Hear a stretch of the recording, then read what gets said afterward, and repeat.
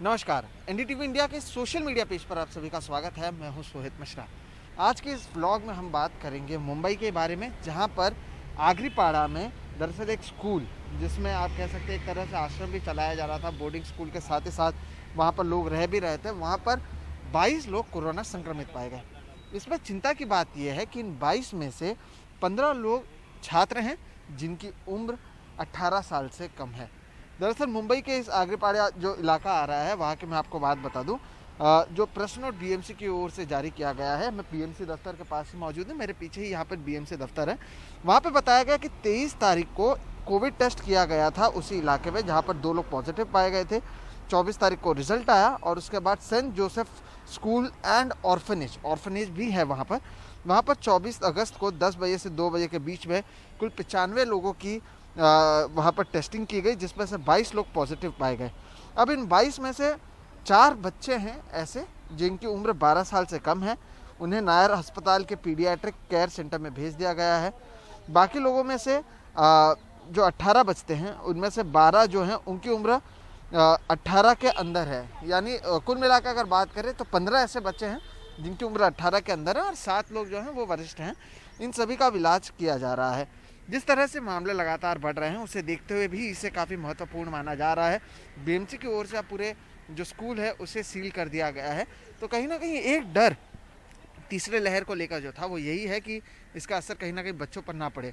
राजेश टोपे महाराष्ट्र के स्वास्थ्य मंत्री हैं, उनसे अभी मुलाकात की कुछ समय पहले। उनसे जब इसके बारे में पूछा गया तो उन्होंने कहा कि देखिए, पहली और दूसरी लहर की भी अगर बात करें तो 10% छात्र थे, जो बच्चे थे जिनकी उम्र 18 साल से कम थी, जो उस समय भी संक्रमित हुए। अब डर यह है कि तीसरे लहर में कहीं ये बढ़ ना जाए और इसके लिए कई सारे कदम उठाए जा रहे हैं। काफ़ी सारी चीज़ें भी उन्होंने कही कि तीसरे लहर से बचने के लिए क्या कुछ प्रशासन की ओर से किया जा रहा है, और आप ही लोगों को बताने के लिए मैंने ये सब लिखा भी।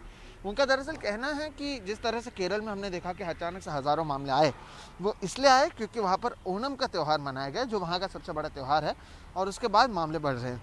इनकी चिंता ये है कि सितंबर अक्टूबर महीने में महाराष्ट्र में भी कई सारे त्यौहार मनाए जा रहे हैं और उसके बाद कहीं ना कहीं कोरोना के जो मामले हैं वो बढ़ सकते हैं, और उसी को देखते हुए कई सारी चीज़ें सरकार की ओर से कदम उठाए जा रहे हैं। उन्होंने कहा कि 1200 डॉक्टरों को 5 सितंबर से पहले शामिल किया जाएगा। कर्मचारियों के जितने भी पद खाली हैं उसे भी भरने की बात की जा रही है। पहले जहां 1200 से 1300 मेट्रिक टन ऑक्सीजन उपलब्ध रहता था, अब इसे 2000 मेट्रिक टन किया जा रहा है।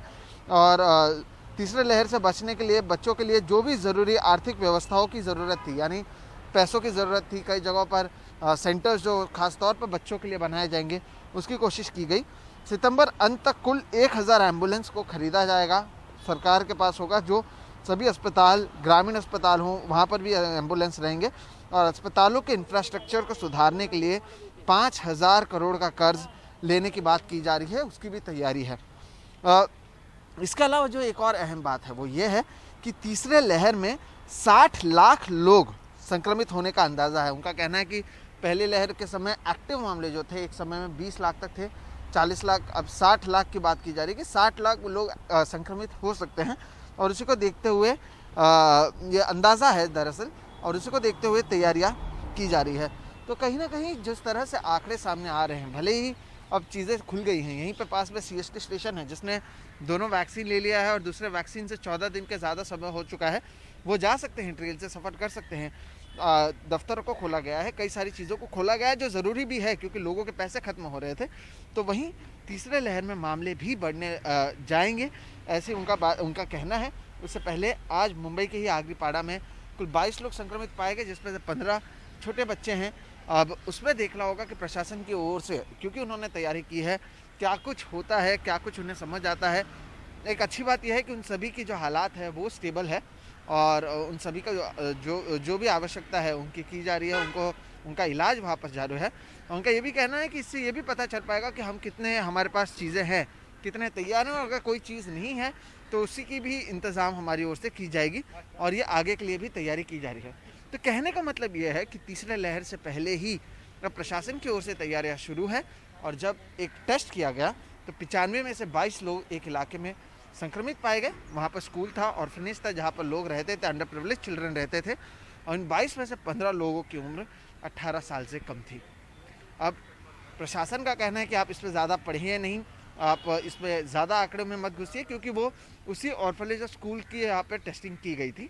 अब इस तरह से आगे कितने मामले आते हैं ये देखना अहम होगा, और इसके लिए प्रशासन क्या कुछ करती है इस पर भी नज़र बनी रहेगी। फिलहाल इस वीडियो में इतना ही। मेरा नाम है सोहित मिश्रा, कैमरे के पीछे हैं प्रवीण जी रोहित, और आप देख रहे हैं एनडीटीवी इंडिया का सोशल मीडिया पेज। नमस्कार।